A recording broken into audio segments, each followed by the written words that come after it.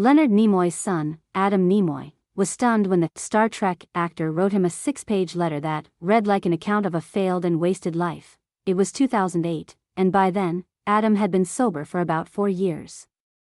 The relationship between father and son was at an all-time low. I was going to Alcoholics Anonymous and learning about how to deal with my dad, Adam told Fox News Digital. He just had so much anger. And I just had a lot of difficulty with him. I had pulled away from him. I was just not interested in arguing with him, which was impossible. Leonard was formidable, so difficult, so powerful. It was very hard to express my feelings. The TV director has written a new memoir. The Most Human, Reconciling with My Father, Leonard Nimoy. It explores his complex relationship with the late patriarch and how they made peace before his death in 2015 at age 83. The 67-year-old admitted that at first, the letter crushed him. At the time, he would call his father on special occasions, but they wouldn't spend time together or call each other regularly. The letter was him expressing a lot of frustration and anger with me and about him, his attitude about me, Adam explained. It was very devastating for me to get the letter. But he wanted clarity. Who's to blame for the failure of our relationship? He wanted to get to the bottom of that. And he felt a lot of it fell on me and my failures as a son. And unfortunately, a lot of what was in his letter was true. At first, Adam was set on further disconnecting from his father. But it was a pal in recovery who encouraged him to finally make amends with the actor. He said I should just go and apologize to him about all my shortcomings or what he felt was wrong, said Adam. And I did. The path to peace wasn't smooth. Growing up, Adam described his father as very motivated, very hungry to succeed. And as Nimoy skyrocketed to fame, they couldn't be in public together without crowds of strangers mobbing them. My dad was just not that comfortable being alone with me, Adam explained. And it had a lot to do with the fact that he always had stuff on his mind. I had trouble relating to my dad. We didn't hang out that much. And he was always such a doer. It was hard for him to just sit down, relax and just watch TV. We didn't converse very easily. And when we tried to have a father and son moment, we just couldn't do it in public. It was just disruptive immediately, and we'd have to abandon the plan. Adam admitted that, as a child, he resented having to share his father with the world.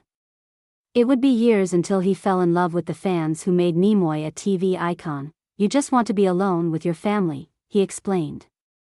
And my dad was always very patient, always willing to give you an autograph. It was challenging for me. Adam noted that Nimoy came from a generation where emotions just weren't as frequently discussed as they are today.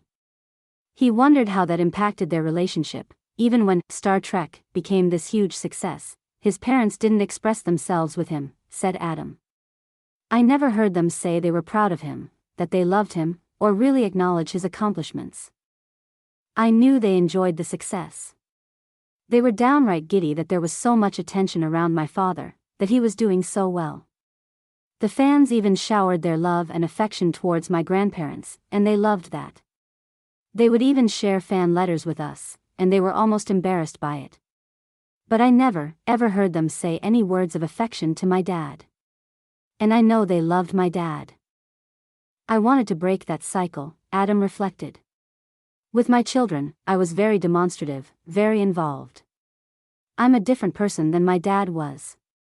I expressed feelings of love and pride and joy of just being with them. But for my dad, it was very difficult for him to break that cycle. My grandparents were Russian immigrants who came to America and were shell-shocked and they got here. It was all about survival.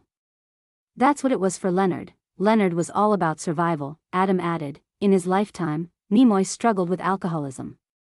The BBC previously reported that the strain of working on Star Trek drove him to drink. Adam wrote that the first Alcoholics Anonymous meeting he ever attended was in the mid-90s when Nimoy was newly sober. Adam struggled with his own addictions, including alcohol and marijuana. It was weird, Adam admitted to Fox News Digital about going to AA with Nimoy. It was just like, is this our new father-son outing? Are you trying to tell me something? Do you want me to join the program, or do you want to show me the work you've been doing in the program? It wasn't clear to me. I never knew what he was thinking. It was really hard to tell what his motivation was. But I went along with it. I thought it was fine and interesting, except when I found out what the 12 steps of recovery were, Adam continued. It infuriated me. One of the steps is making a list of people you have harmed and becoming willing to make amends to those people. And my dad never made amends to me. It just made me so angry that he was skipping over those steps. I was turned off by the program. It was a very negative experience, even though I didn't express those feelings to him. In the book, Adam wrote that Nimoy got to skip the steps in which he was supposed to apologize for all the stuff he pulled, all the arguments we had, all the times we knocked heads when Johnny Walker was in the room. It was weird, Adam admitted to Fox News Digital about going to AA with Nimoy. It was just like, is this our new father-son outing? Are you trying to tell me something? Do you want me to join the program, or do you want to show me the work you've been doing in the program? It wasn't clear to me. I never knew what he was thinking. It was really hard to tell what his motivation was. But I went along with it. I thought it was fine and interesting, except when I found out what the 12 steps of recovery were, Adam continued. It infuriated me. One of the steps is making a list of people you have harmed and becoming willing to make amends to those people. And my dad never made amends to me.